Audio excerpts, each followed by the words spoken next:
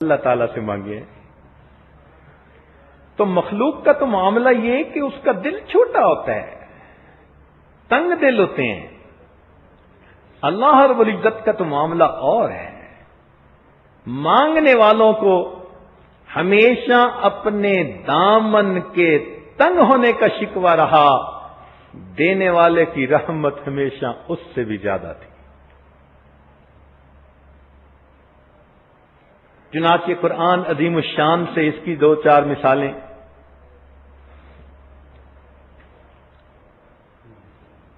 سیدنا ابراہیم علیہ السلام نے جب اپنی اہلیہ صاحبہ اور اپنے بیٹے کو مکہ مکرمہ میں آباد کرنے کے لیے چھوڑا تو یہ جگہ بالکل غیر ذی زرع تھی، سبزے کا نام و نشان نہیں تھا، پانی نہیں تھا، پینے کو پانی نہیں تھا، جینے کو پانی نہیں تھا.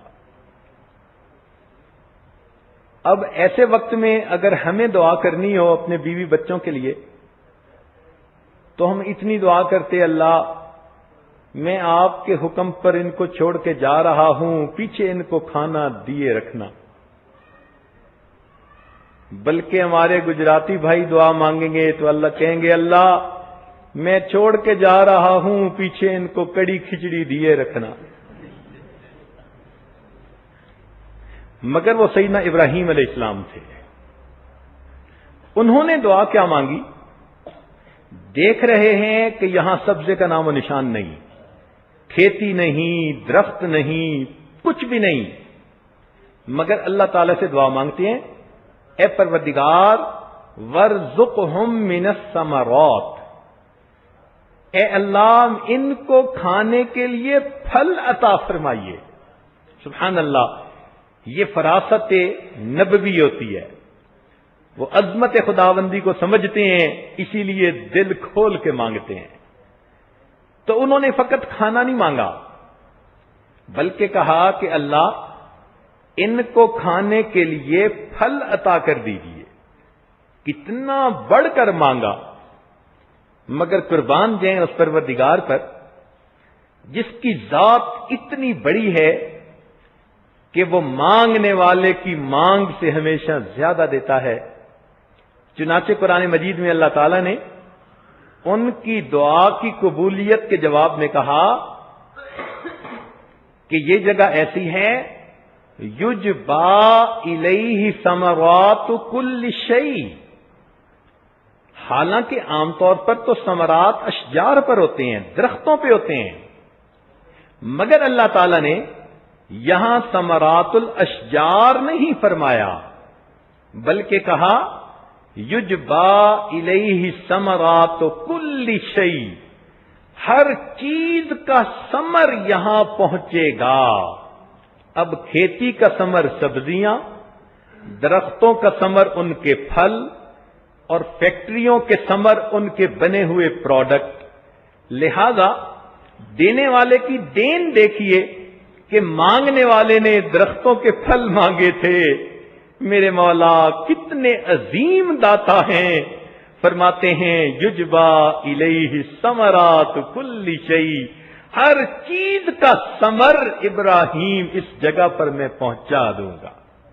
آج دنیا میں جہاں بھی کوئی چیز بن رہی ہے آپ دیکھیں وہ مکہ مکرمہ میں آپ کو اویلیبل ہوتی ہے. اور تو اور انسانوں کا ثمر ان کی اولاد ہوتی ہے.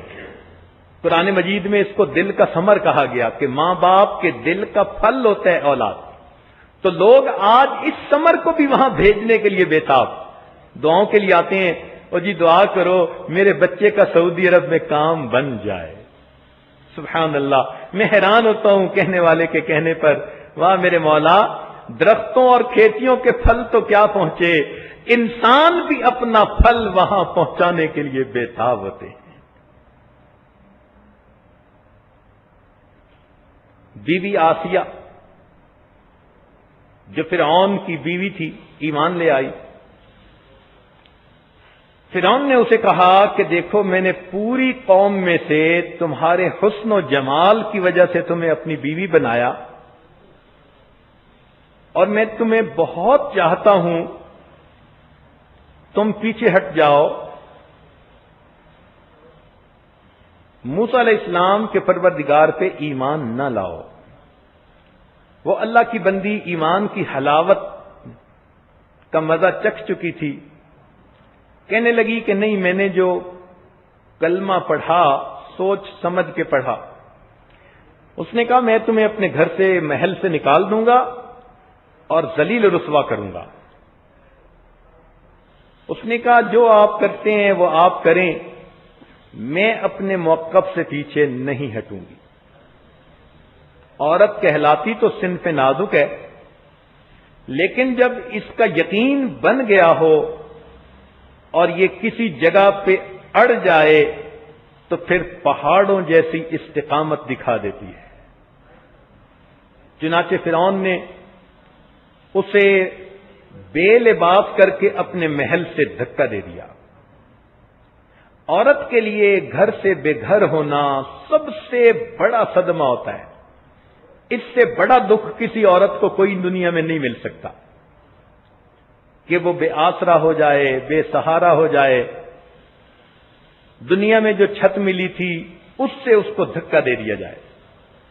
لیکن جب اس کو دھکا دیا گیا تو اس نے اللہ تعالی سے دعا مانگی کہ اے اللہ، اس ظالم نے تو مجھے اپنے گھر سے نکال دیا، میں عورت زاد ہوں، کمزور ہوں، رب ابن لی عندک بیتن فی الجنہ، اس کے بدلے اے اللہ مجھے جنت میں گھر عطا کر دیجئے۔ اب دیکھو اس بی بی کی یہ بات اللہ تعالیٰ کو اتنی پیاری لگی کہ قرآن مجید میں ان کی دعا کو نقل کیا گیا، قرآن کا حصہ بنا دیا گیا۔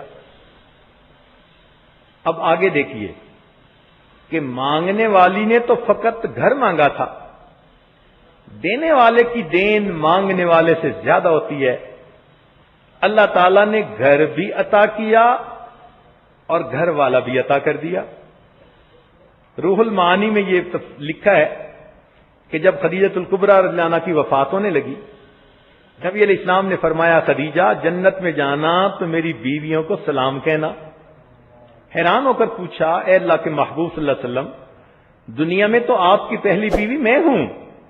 فرمایا بالکل ٹھیک ہے، مگر اللہ رب العزت نے بی بی آسیہ اور مریم کو جنت میں میری بیویوں میں شامل فرما دیا۔ مانگنے والی نے گھر مانگا تھا، میرے مولا اس کو تو تصور بھی نہیں ہوگا کہ گھر مانگنے کے بدلے میں کیسا گھر والا مل جائے گا۔